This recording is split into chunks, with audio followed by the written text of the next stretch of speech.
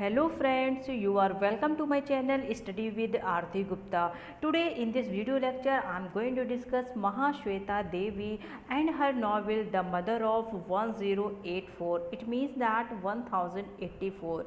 And friends, she was born in 1926 and died in 2016. She was an Indian Bengali fiction writer and socio-political activist.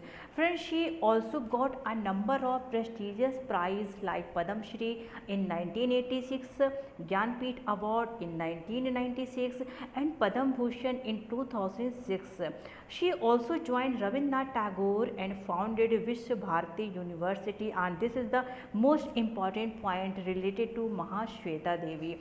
She also began teaching at Viswaghar Jewel in 1964, and when she died, Mamata Banerjee, the Chief Minister of West Bengal, tweeted on her death that India has lost a writer, Bengal has lost a great mother, and I have lost a personal guide. So this quote is very important regarding to Mahashweta Devi because it is quoted by Mamata Banerjee. So friends, in this video lecture I am going to discuss her novel The Mother of 1084. Friends, ये novel बहुत ही अच्छी है, interesting है and this is one of my most favourite novel. आप इसे सुनेंगे तो आपको भी ये नॉवेल बहुत अच्छी लगेगी. महाश्वेता देवी ने किस तरीके से एक मदर की क्रिटिकल कंडीशन दिखाई है जब उसको ये पता चलता है कि उसके जो मोस्ट लव्ड सन है किस तरीके से उसकी डेथ हो गई है और उसके फैमिली मेम्बर्स वाले उस पर बिल्कुल भी ध्यान नहीं दे रहे, मीन्स किस तरीके से उसको इग्नोर कर रहे हैं, कैसे वो अपनी होल लाइफ किस तरीके से लोनलीनेस में बिताती है विदाउट एनी वन सपोर्ट. तो फ्रेंड्स, वीडियो को लास्ट तक देखिएगा. आई एम श्योर कि आपको ये वीडियो बहुत अच्छा लगेगा. तो फ्रेंड्स, आइए देखते हैं कि इस वीडियो में क्या है. बट अगर अभी तक आपने मेरे चैनल को लाइक नहीं किया है, मेरे वीडियोस को लाइक नहीं किया है और इसको अपने फ्रेंड्स के साथ शेयर नहीं किया है तो इसको आप शेयर कर दें, मेरे वीडियोस को लाइक करें और मुझे कमेंट करके ये भी बताएं कि आपको ये नॉवेल कैसा लगा या मेरे अदर वीडियोस कैसे लगते हैं. तो फ्रेंड्स, आइए देखते हैं कि इस नॉवेल में क्या है. Friends, the most important thing is that कि इस नॉवेल में नक्सलाइट मूवमेंट का डिस्क्रिप्शन दिया गया है. तो मैं आपको शॉर्ट में ये बता दूं कि नक्सलाइट मूवमेंट क्या होता है. नक्सलाइट मूवमेंट आया था 1967 में. ये जो नक्सल टर्म है ये कहाँ से आया एग्जैक्टली ये जो नक्सल एक वर्ड है ये कैलकाटा का एक छोटा सा विलेज था, मीन्स वेस्ट बंगाल का एक छोटा सा विलेज था जिसका नेम था नक्सलबरी. वहाँ से ये टर्म आया. सबसे पहली बात तो ये. अब ये मूवमेंट में कैसे चेंज हुआ तो उस विलेज के जो लोग थे, मीन्स उस विलेज के जो पीजेंट थे, उन्होंने एक रिवॉल्ट किया था और वो रिवॉल्ट अगेंस्ट था लार्ज लैंड ओनर्स के, जिनको ये फोर्स किया गया था कि उनसे उनकी जो लैंड है वो उनसे लैंड ले ली जाए और जो लैंड लेस है उनको फिर से वो लैंड रीडिस्ट्रीब्यूट कर दिया जाए. और इस जो स्मॉल ग्रुप था वो स्मॉल ग्रुप था कम्युनिस्ट पार्टी ऑफ इंडिया के मेंबर्स का, जिसको कि लीड किया जा रहा था चारू मजूमदार के थ्रू, कनू सैनियल के थ्रू एंड जंगल सैंथल के थ्रू. ये तीनों इस कम्युनिस्ट पार्टी के मेन मेंबर्स थे और इसी ग्रुप के थ्रू इस नक्सलाइट मूवमेंट को आगे ले जाया गया जो कि हुआ था 1967 में. और इस नॉवेल में हम लोगों को नक्सलाइट मूवमेंट के बारे में भी पता चलेगा एग्जैक्टली कैसे नॉवेल उसके आसपास घूमती है. अब फ्रेंड्स, आप जो मेन स्टोरी स्टार्ट होती है नॉवेल की मदर ऑफ 1084 की, वो स्टोरी स्टार्ट होती है सुजाता चैटर्जी से. सुजाता चैटर्जी इस नॉवेल के मेन प्रोटैगोनिस्ट है और कैसे उसके आसपास ये नॉवेल घूमेगी हम लोग ये देखेंगे. जब नॉवेल स्टार्ट होती है तो सुजाता चैटर्जी के घर पे एक कॉल आती है और वो कॉल रिसीव करती हैं सुजाता चैटर्जी. अदर साइड से आवाज़ आती है कि क्या आप चैटर्जी हाउस से बात कर रही हैं. तो ये बोलती है कि हाँ मैं बोल रही हूँ, क्या बात है. तो बोलते हैं कि आपको एक बॉडी आइडेंटिफाई करनी है तो आप आ जाइए और बॉडी आइडेंटिफाई कर लीजिए. तो सुजाता चैटर्जी यहाँ पे बोलती है कि व्हाट टू मीन किसकी मुझे बॉडी आइडेंटिफाई करनी है। तो बोलते हैं कि आप यहाँ पे आ जाइए, हमें एक डेड बॉडी मिली है और वो शायद आपके बेटे की है जिसका नाम होता है बराती चटर्जी। जैसे ही बात सुजाता सुनती है कि उसके लव्ड सन, जो कि मोस्ट लव्ड सन था अपनी मदर का, उसकी डेथ हो गई है, तो इसके यहाँ पे एकदम हाथ पैर फूल जाते हैं। इसको समझ नहीं आता कि मैं क्या करूं, मैं क्या ना करूं। तो ये अपने हस्बैंड की तरफ देखती है। इसके हस्बैंड का नाम होता है दिव्यानाथ, जो कि एक चार्टर्ड अकाउंटेंट थे। जब ये अपने हस्बैंड को बोलते हैं कि इस तरीके से फ़ोन आया था और हम लोगों के बेटे की डेथ हो गई है, तो इसके हस्बैंड बिल्कुल भी रिस्पॉन्स नहीं देते। ये बोलती है अपने बेटे ज्योति से कि मुझे कार से वहाँ पे लेके चलो, जो मुझे एड्रेस मिला है हम लोग चलते हैं, दिखते वहाँ पे क्या है। तो इसके हस्बैंड दिव्यानाथ यहाँ पे इसको मना कर देते, बोलते नहीं, मैं तुम्हें कार नहीं दे सकता क्योंकि इस टाइम मुझे कार की ज़रूरत है और मुझे कहीं दूसरी जगह भी जाना है। जिसकी वजह से सुजाता को यहाँ पे बहुत ही ज़्यादा ख़राब लगता है। फ्रेंड्स, यहाँ पे सुजाता बैंक में जॉब करती है और इसके हस्बैंड चार्टर्ड अकाउंटेंट थे। जब सुजाता की शादी को 34 इयर्स हो चुके हैं और इस 34 इयर्स में उसके 4 बेबीज़ भी हुए थे। उसमें से इसके 2 बेटे थे और 2 बेटियां थीं। इसके 2 बेटे थे जिनका नाम था ज्योति एंड बराती, और 2 बेटियां थीं जिसका नाम था नीपा एंड टली। अब जब नॉवेल स्टार्ट हुई थी तो हम लोगों को ये देखने को मिला था और इसके 2 बच्चों की शादी हो चुकी थी। मीन्स हम लोग जब नॉवेल पढ़ेंगे तो स्टार्टिंग में ये पता चलता है कि इसके बेटे ज्योति की शादी हो चुकी है बिनी से और इसकी एक डॉटर नीपा की शादी हो चुकी है अमित से।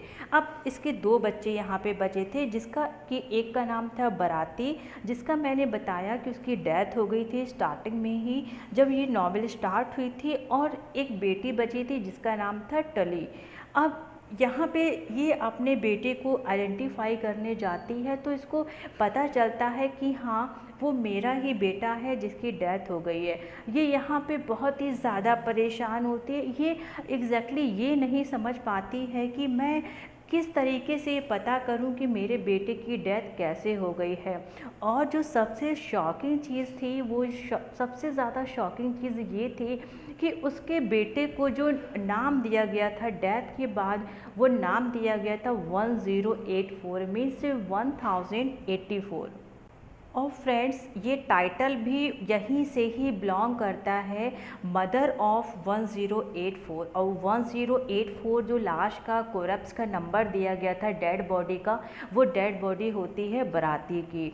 अब फ्रेंड्स, यहाँ पे इसकी मदर बहुत कोशिश करती है, तो वो ये जानना चाहती है कि एग्जैक्टली ऐसा मेरे बेटे के साथ क्या हुआ, उसने ऐसा क्या किया था, उसकी डेथ हो गई और उसको इस तरीके से ये नंबर दिया गया।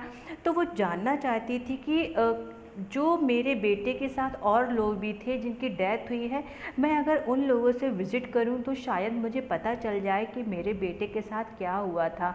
तो उसके बेटे के साथ उसके कुछ फ्रेंड्स भी थे, कैंपेन भी थे जिसकी डेथ हुई थी। तो वो सोचते हैं कि मैं सोमू की मदर से जाके मिलूं।